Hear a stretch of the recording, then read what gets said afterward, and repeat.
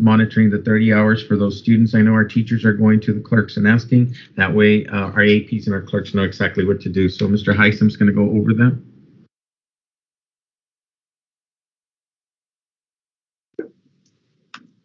Hello, everyone. Can you see my screen, Joe? Yes. Okay. So essentially, to keep track of HB 4545, we created an app that is very similar to the ARP recovery program or the Net Recovery app that we use.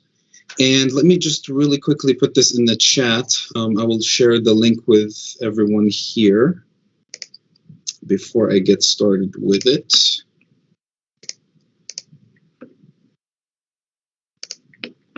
And it is available right now, so you can actually get started with it immediately. But essentially what it is, everybody that has active credentials with the district can start a session. And in order to do so, you just click on Start Session and enter your username and password and click on Start Session. And that will open up the session per se. And this could be a tutoring session or basically an after school or before school program. Or even, I think, depending on the requirements of HB 4545, it could be during the school day if it qualifies for certain criteria. But the idea here is it's really simple. You just kind of search for the student, or you can enter the student ID directly into the search bar here if you know the student ID. If you don't, you can search by name. You can search by first name or last name. And once you click on the student, it'll ask you what subject will the student be receiving instruction in. And this is the important part. And this is what differentiates it from the normal Minute Recovery. Minute Recovery application that we use right now doesn't really care what subject is being provided as long as we're just capturing time. Versus this one where we have to actually keep track of 30 hours per subject that they need to receive instruction in because they didn't meet the requirements from STAR or another test from the year prior.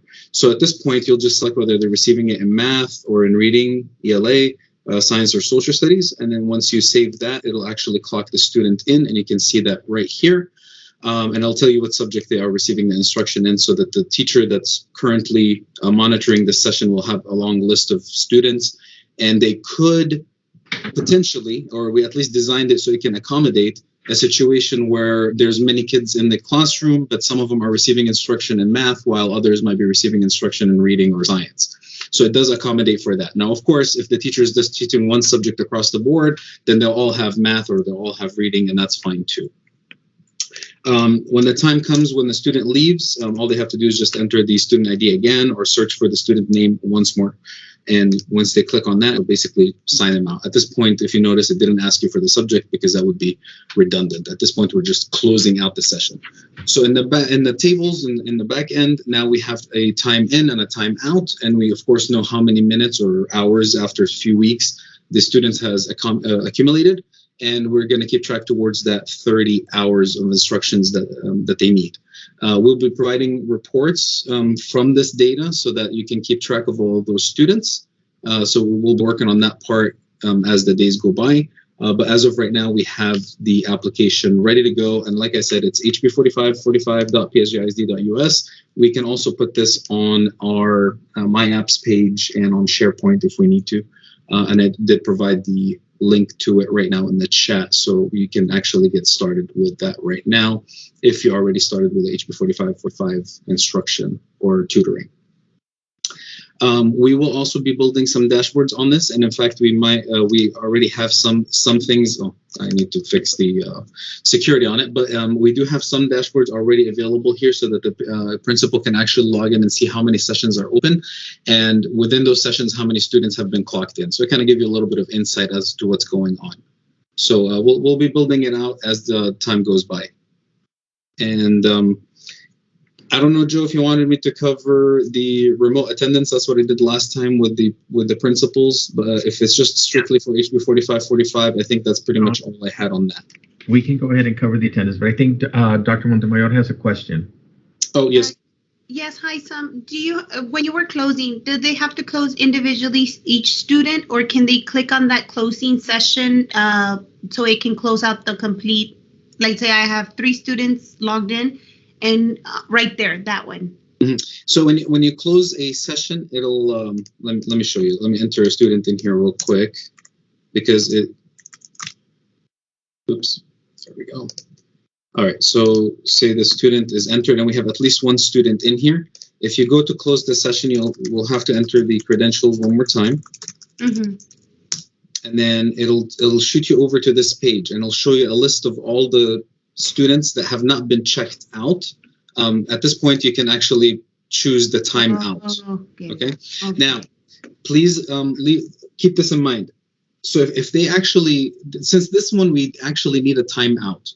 This is not just for who was there. We actually need to know how long they were there, because remember, we're trying to get to the 30 hours, right? Mm-hmm. So that's why we need a timeout. Now, if for whatever reason the teacher forgot to clock them out, we do have a feature that's kind of like a fail-safe. At the end of the night, right before midnight, the system will automatically close out all the open sessions and will automatically put a clock out time, which we will get from the campuses, which essentially will be like what time the after school program ends. So for elementary, it might be like 4:30 or something like that. For middle school, maybe like 3:45. I'm not really sure what the times are at the top of my head right now, but those are the times that we will clock out the students automatically. So that's a fail-safe just in case the teacher forgets to do so. But we are telling them that they really need to put a time out because this is towards the time for the student. Okay, so they do have to do it, each one, right? Yes. But rather in the other screen. That way they don't have to go through this. Either way, they're going to have to do it. If you like, what we can change this, and I guess it'll have to be like, we'll have to make the change on our end. If they click on close session, we can automatically close every single student with that time. Instead of showing them this where they have to actually select a time out, we can close them automatically with that time when the teacher closes the session. That's an alternative way of doing it if you prefer. What if some have to leave early? Like, let's say the ones that leave early, they have to be clocked out at the time they left. Okay. Right. That there's nothing we can do about that, because if they left early, then they have to be clocked out at the time. Okay. Or this is why we provided this, because then the teacher will remember, well, so and so left a little bit earlier than everybody else, so they left at like 9 a.m. Whereas this one here left at 10:15 or whatever the case may be. But we can do it either way. I think we can leave that open, and then depending on the feedback that we get, we can move one way or the other. For right now, we'll leave it the way it is, and then depending on the feedback that we receive, we might change it to the other one. I just want to make sure that we're capturing the right information that's going to get reported. Okay, we'll ask the campus administrators once we get going what they think. Okay. Yeah, that's really like the gist of it. It's a really simple app. There's not a whole lot going on here. It's just, like I said, time in, time out. We calculate the time in between those two check-ins, and we accumulate that time over a period of a few weeks, and we try to get to those 30 hours. Is there any other? Yes. Are there any questions? Or Mr. Avila has a question. Okay. Hi, it's more like, I know that for enrichment camps, the kids are going to get some hours. For example, 4 hours if they did reading over enrichment camps. My question is, how is that credit going to be given to them, or is that something that we haven't looked at yet? No, are you referring to the enrichment camps that already happened? Yes, sir. Okay, yeah. So I did actually provide some reports to the executive officers for those that will need the 30 hours because they failed one or more or didn't test in one or more subjects last year, and how many hours during enrichment camps they received. The issue that we have right now is we don't know what instruction was received during those hours, because if I tell you, like, well, they were there for 4 hours, but I don't know what subject. So if they failed multiple subjects, I don't know what to put that time for. You know what I mean? So we may have to come up with a solution for those. If you kept track of the time, and you tell me like so and so received that time in reading, then maybe I can do something with that. But the app was created after enrichment camps, so none of that information was captured through the system. But it will be from here on out. So during those enrichment days that we have throughout the school year, and then at the end of the school year in June, all that will be captured through here. So that shouldn't be a problem. Okay, so and just basically what you said was, I think that would be the easiest way is for us to provide you a list. Let's say like Joe Garza, no pasó los dos, math and reading, porque el pobre batalla. Then we can go ahead and give Joe Garza the 4 hours, let's say 2 hours in reading and 2 hours in math, and then you can just input them there on your end? Yes, I can put in the time on my end if I receive what the instruction was and for how long it was, yes. Okay, thank you. Also, my PIMS clerk is asking in the chat, can the student ID be included next to the student's name when the teacher clocks them in so they can see it on the screen and make it easier to clock out? We could add it here, but also remember that you can search in here. Like you don't actually have to put the student ID. You can actually search by name. So it's pretty easy. But yes, we can actually add the student ID in right here. Shouldn't be a problem. Thank you, Haitham. You got it. Thank you, Mr. Avila. Thank you for your vote of confidence. So we're going to go ahead. Haitham, I think you wanted to do the attendance. Yes, this one is for remote attendance. And basically, it's for the remote conferencing teachers. Again, those could be teachers, they could be subs, it could be really any employee at your campus that has been assigned to monitor these sessions or this instruction. And again, we did base it off of our ARP Minute Recovery app only because it kind of lends itself for it. And it's exactly the same thing. Anybody with active credentials can log in and start a session. It's not restricted for security, so anybody can start a session at any time. And once the session is started, they can enter the student ID in here, right? And again, this one is different because we actually don't care what time out they had. We're just clocking them in. The important part to remember is that we're looking at basically a snapshot in time for the day, which is normally 10 o'clock, right? Because of it's homeroom, that's your control period. That's the time that we're going to account for those kids to make sure that they were present. So we'll give them a little bit of a leeway, about a 15 to 30 minute kind of buffer, just to make sure that they were all entered into the system. And then from those kids that have been entered, like let's say 10:30 in the morning or before, we're going to transfer the present from this application over to eSchool because the original teacher wouldn't know whether they were present or absent because they didn't actually have the instruction with that teacher. So again, this is for remote conferencing, which is not the same thing as your virtual program. This is for remote conferencing for those 20 days because they may have come in contact with somebody that has COVID or because they themselves fell ill or something like that. This is called remoteattend.psgisd.us. I believe the majority of the teachers that have already been doing remote conferencing have been introduced to this. We did show it to them, but I just want to make sure everybody here is familiar and know the difference between the two applications because they do look similar. Just want to kind of differentiate that. And we tried to make it a little bit different by changing the color of the banner so this way you know which one you're in. But yes, essentially this one is just a snapshot of time. Who was there at 10 o'clock so that we can transfer make sure that they're marked present in eSchool so that we can get the funding for that student for that day. Will virtual teachers be providing their own acceleration? Well, I don't know about the process, so I don't know if Joe would want to answer this, but they are allowed to from a system standpoint. Yes, they were already trained. They were already trained yesterday on providing the accelerated instruction. Any other questions on either one of the two applications? Yes, I do have a question. For the remote learning, who would we get in contact with if, like, for example, the parents reached out to us, let us know that their child did log in for remote learning through the link that was sent to them.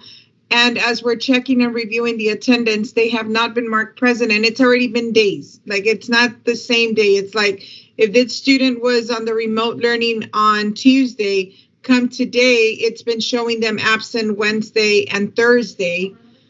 Who would, and I mean, they show that they have logged in. Who would we if you contact? have the proof that they were actually present during the session, then front office staff can go and override the attendance code. So if they were marked absent by the homeroom teacher, then you can go in there, or front office staff can go and modify that to make sure that they were present. But that also means one thing, that the teacher that is actually administering remote conference is not using the app to mark them present. Otherwise, the system would have automatically done that for you. But in situations like this, you can absolutely go in there and kind of do an office override just like you would in the past. Because those students still belong with you, the homeroom or the home campus.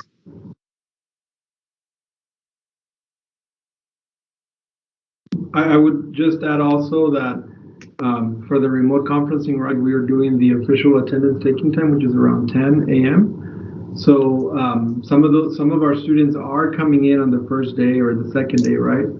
And some of the issues that we're experiencing is that our parents are saying, my child has symptoms, therefore they cannot be logging in, and I guess that is to be understood for those who are COVID positive. But I guess to answer the question also directly, if you have those situations where you have some students who you know or think that they should be marked present and they're not, you can email Mr. Science, and you could also include myself so that we can look into those situations to ensure that the person who is doing the remote conferencing is actually taking attendance appropriately, or to troubleshoot any other reason as to why that student is not being marked present and they should.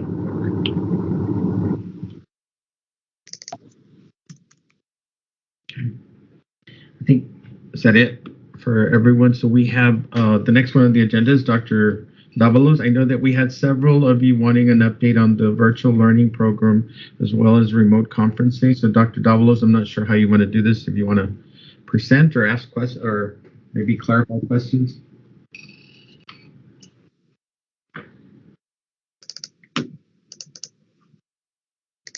Sorry. I believe, Mr. Garza, that the reason why we wanted to present to the assistant principals and principals was regarding how we're going to be doing the transfer ride from their current campus location to the virtual learning program, and whether we were going to have our PEIMS clerks or personnel at the campus assist us with that process. I have talked to HISUM, and one of the things that we have done is we took the names of all of those students who were accepted into the program, right? And they were mass uploaded into their rosters by ANEL. That process happened at around 10:30 this morning. So some of those students who have already been accepted and were already activated and enrolled into the virtual learning program, you don't see those students in your current rosters anymore. One of the issues that we're having right now is that, as you guys have been working with your communities, some parents have been calling you and letting you know that you have a case in which a student that applied and was accepted no longer wants to attend the virtual learning program. They want to stay at your campus. And that is absolutely okay. We are collecting those names and we are going to be reverting them back to their home campus, right? What we are needing is for you guys to email me those lists so that we can make sure that we are working through and assigning them back to your campus for those students whose parents made that choice. What I want to just say is that it is a process that is going to take a little bit of time because we are getting information on a regular basis from the campuses. I would say that by next Monday is going to be a little bit interesting, right? But by Tuesday, Wednesday, we should already have all of these. We should have all the students reflected at their appropriate campuses, right? So I just ask for your patience for the rest of today and Monday, as we are ensuring that the names of students who you submitted to us, we're taking action and reverting them back to their home campuses if they're denying the virtual learning program. I think that is what I had for that, Mr. Garza. We could also answer any other questions that you may have regarding the virtual learning program at this time.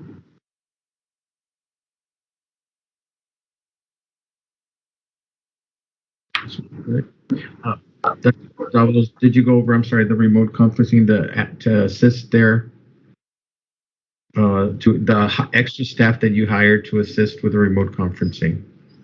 Oh, that is, so for remote conferencing, as you know, the number of students who are getting either quarantined because they were a close contact, or those who have tested positive for COVID-19, or those who have a temporary medical condition that is confining them to their home or hospital, those numbers have been increasing. The number of students per teacher for the remote conferencing program are, anywhere from 20, 30, sometimes even 50 or 60. So we did work with HR and identified long-term substitutes and virtual instructional aides who are helping us staff those areas in which we have a lot of need. And they have started today and Monday. That way we can make those numbers more manageable, because it is not very reasonable for a teacher, a remote conferencing teacher, to successfully engage with 50, 60 plus students as they're coming in and out of the remote conferencing time period. Because we know that some of them are there for 5 days, others 10 days, others are there for 15 or up to 20 days. So that has happened. I am working with Ms. Gonzalez at this time to identify areas where we can host those substitute teachers and instructional virtual aides, so that they can have a place where they can work out of. And we are, as the numbers keep increasing, we're continuing to recruit people into this program. We are trying to stay away from getting any more teachers for the remote conferencing program, because for the remote conferencing program, the students are there on a temporary basis, right? So as they go in and out, they're not really part of the, how could I explain this? They're not part of the balancing of classes conversation, right? Because they are not technically reducing class sizes at all, since the students are not there on a permanent basis. They just come in when they're sick and they go back when they get better. Okay, let me go through the questions. Ms. Ipina said, do the teachers have their rosters for virtual class? The vast majority of the elementary teachers have their rosters. I have already looked and seen that all of our students already have those students in the rosters. For the middle schools, we're still working on it. And for the high schools, I believe that is complete as well. Will virtual teachers be administering the BOI to eligible students? That is a yes. Mr. Garza said that those virtual teachers were trained on those procedures by Ms. Lisa Gonzalez on Wednesday. And Doctor, that's really important. They're not going to be doing it at the same time as the in-person. So just know that your virtual teachers are going to be doing this 2 weeks later. So just don't remind them to test, because they're not going to be doing it at that time. And then the other question is, how will students on waiting list yellow be notified if their status changes? What we did is, there is quite a few students, like I mentioned earlier, that are choosing to stay at their home campus, right? They started the first 2 weeks and they're happy with their teacher and they want to remain in their current placement. What we are doing is we're going to be starting probably on Tuesday. Once we have the accurate numbers, we're going to be notifying those students who were on the waiting list, right, who were the next in line, that a seat has opened up. And that's going to be happening through late Monday all the way through the rest of the week once their status changes.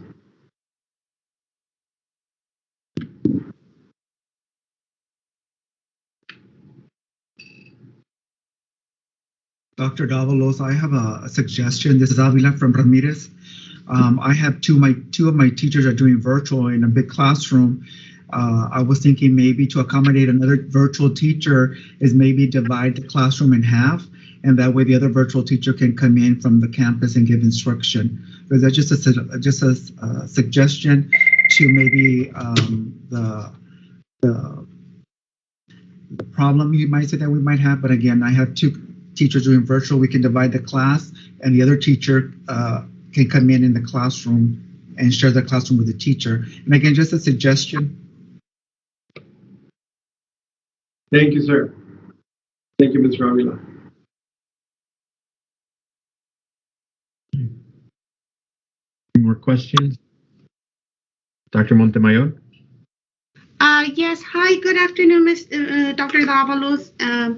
My questions concerning virtual, and I think I put it, but and just to make it clear, I know our virtual students will be taking their BOY in a week or two. Do we not no longer have any responsibility towards all those students? and no teachers, correct? So as you know, as you may or may not know, Senate Bill 15 is really on the last stages and is going to be signed by the governor, right? Which gives us now the opportunity to create a virtual learning program. That's what we're calling it. But we're going to be asking for its own PEMS code, right? And as part of this program, some of the stipulations of Senate Bill 15 indicate that those students who are attending 50% or more of their time in their virtual learning program have to have accountability tied to that campus, right? What does this mean? This means that those students who are leaving the campus and enrolling in the virtual learning program are going to be, part of the new virtual learning program accountability, no longer tied to their previous home campus accountability. Does that answer the question, Dr. Somewhat. Somewhat. So the answer is correct. They're no longer going to be tied to your campus in terms But of they still will be accounted for at the end of the school year for accountability purposes, meaning their benchmarks or their STAR assessments, or they're going to be. No, it's going to be now accountability, including all the accountability standards are going to be now reflected to the virtual learning program. So the virtual learning program will receive its own accountability rating, its own letter grades for the different domains, just like any other campus. Okay, and then my next question would be acceleration. The virtual teacher will be providing that, and can we have the schedule that the virtual teachers will be looking into? Or do we just not worry about none of that and let them be in the virtual school? And just because we're very, I guess, and I'm saying myself and probably a lot of us here, we're very controlling, right? At some point, all these babies were ours, and also our teachers were ours, right? So we have different standards, right? We want to make sure that they're following a schedule, they're following acceleration, they're following all policies and procedures as stated, and we're not in the loop. And I think that's where we feel lost as into who's going to be taking care of our babies, our teachers, and so forth. And correct. So we go ahead. The answer would be we want to help. We want to have everybody help our students because they're our students. They're all of our PSJA students, right? However, the students who are in the virtual learning program, as well as the teachers who are in the virtual learning program, are also going to be getting, the training on HB 45. They're going to be getting training from Ms. Brisa Gonzalez in the assessments. So those teachers are going to be getting their marching orders, I guess, from the virtual learning program assistant principal or principal. So my suggestion, and I think this is, I guess, to answer the question, the virtual learning students and the virtual learning teachers are now part of this virtual learning campus, and they're going to be following the guidance and the guidelines that are being presented from the virtual learning program administrator. Okay. So the answer is we want your help, but at the same time, what we don't want to have is, because every campus does some things a little bit different, right? What we don't want to have is, the 40 teachers that are the virtual learning program teachers get, 26 different messages and directions. Thank you. And I think that's what we just wanted. We want to hear, I guess we want to be included that way because they ask us and we're in the loop of we don't know so many answers. And I'm like, okay, talk to your new principal or talk to Dr. Davalos. And these are growing pains. Because they were still wanting their homeroom roster. They were wanting, they're wanting guidance. And we are very controlling, okay, these are your duties, like regular teacher, and also who do they report their absences and so forth, just that way they can know where to go. And I believe people are asking, also in the printing their own resources in the future, because that brought a lot of it takes a lot of time to compile different things for our students at the campus level. And also just because we're running a regular school year and then plus doing the virtual option also for all these other students. Yes, there are babies, but it does take a lot of from our in-person students and teachers at the campus. Yes, and we are going through through this transition, Dr. Montemayor.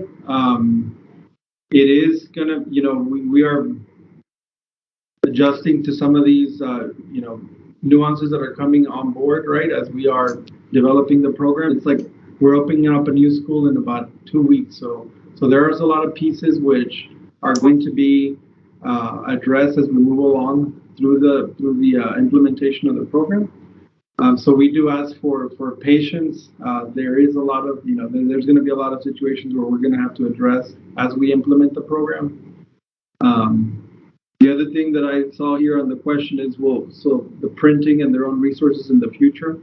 We do ask that we allow the teachers that are still teaching from your campuses, right, to have access to the resources. We don't have all of the infrastructure for printers and instructional resources.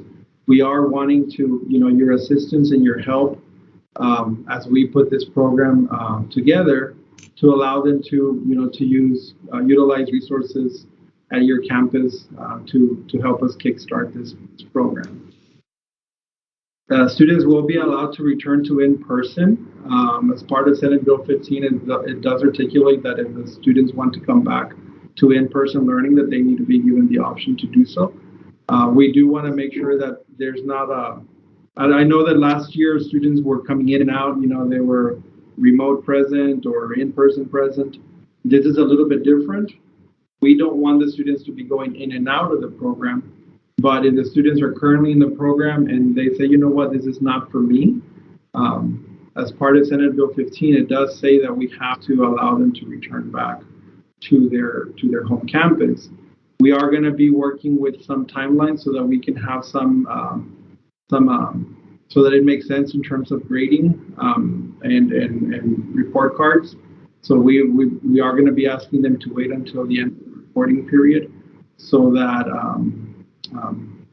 we can minimize all the disruptions that happen with transitioning students back and forth. By when would they decide on the waiting list phase 2?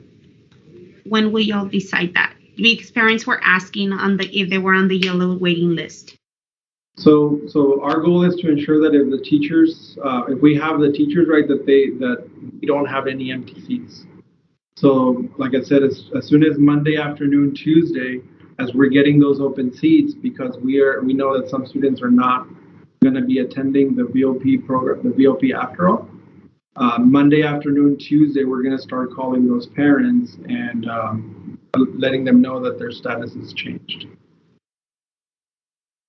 And obviously, that's going to be based on the number of students who are removed from the waiting list. Is going to be dependent on those students who did not accept the offer for the virtual learning program.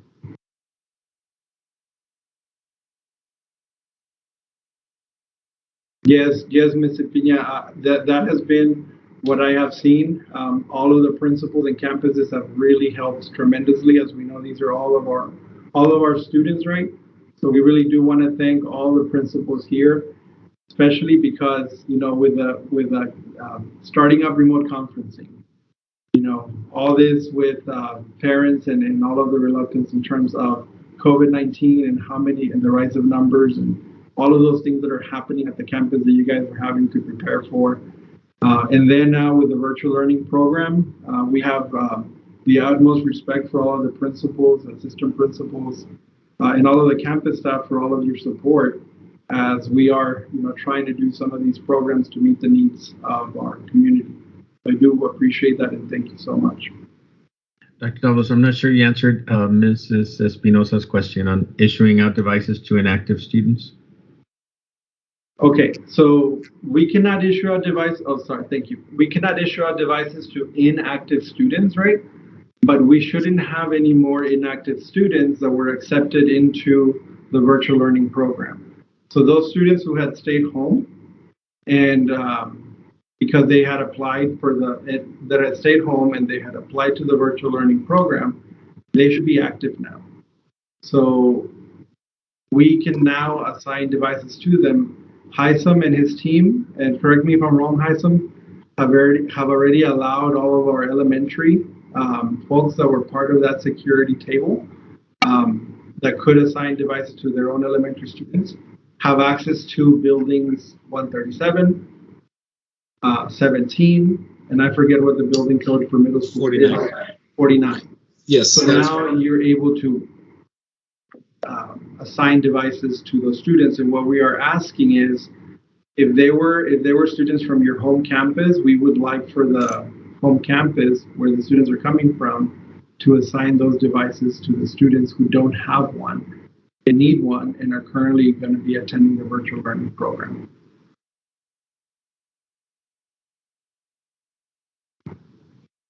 Okay. I think that was it. So I guess that concludes our meeting. Thank you. I know we kept you a little beyond, but I know that you all had a lot of questions. And again, feel free to ask questions at any time. We're always available. Ms. Pina has one more question, Dr. Davalos. Well, the materials and devices, Mr. Garza, I don't know if Pedro has been. Yeah, no, well, we told the campuses just to come up with your own time. I know several of you have really good ideas. You were calling them yesterday and today. So you scheduled that on your own, Ms. Pina. As far as every 6 weeks, I know Mrs. Garcia had a question about the copies and all that.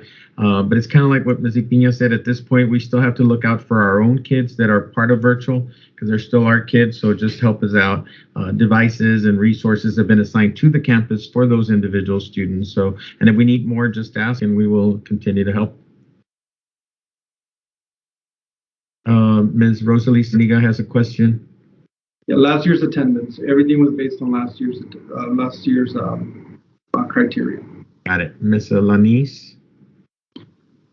We're in chargers, Chromebooks, laptops. So you'll just put in a request to Dr. Davalos and he'll help you. Yes, send me an email. I know there's Ms. Santoya. I apologize. I have not responded to your email. I know that you work with Hector, but we'll be addressing those